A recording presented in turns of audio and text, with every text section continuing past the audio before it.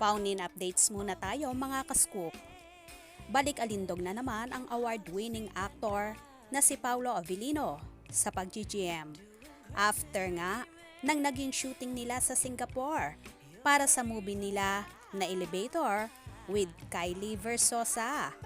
After din ng katatapos lang na Forever Grateful, the ABS-CBN Ball 2023 na naganap sa Shangri-La Hotel, Makati nitong September 30, 2023.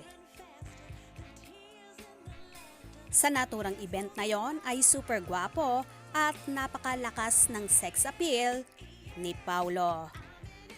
Anyway, nagbahagi naman ang aktor ng ginagawa niyang pagbubuhat ng napakalaking barbell sa kanyang Instagram story.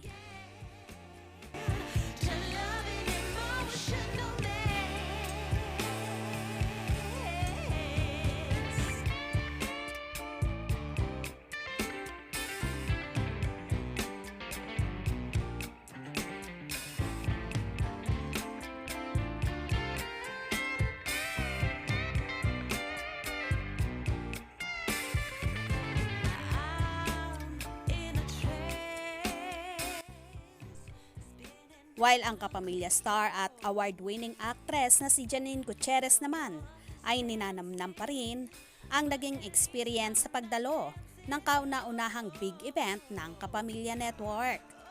Bilang pag-alala, nagbahagi siya ng short video sa kanyang Instagram bago nga ang naturang ball na yon, kung saan nag-promote din siya ng gamit-gamit niyang telepono, ang Samsung Galaxy, kung saan kitang-kita man sa video ang ganda ng kuha ng bawat anggulo at mapapawaw kang talaga.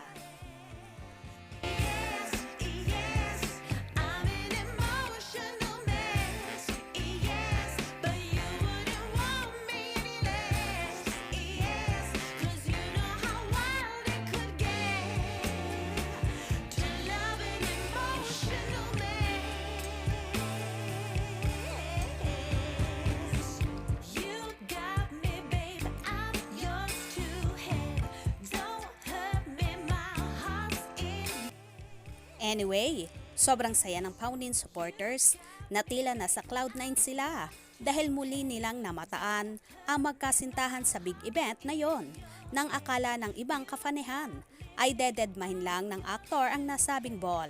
Pero dumating nga si Paolo sa nasabing event na yon, so handsome at umaapaw ang karisma. Habang si Janine naman ay lutang na lutang ang kaseksihan at kagandahan. Kaya naman si Paolo ang lagkit ng titik sa actress, napasimple lang kung tumingin. Well, ano naman kaya ang kaganapan ngayong araw na ito, October 2? Ito kasi ang kaarawan ni Janine kung saan ika-34 na taon na ng dalaga. May celebration kaya bang magaganap at kasama kaya si Paolo sa special occasion na yon ng actress? Happy birthday, Janine!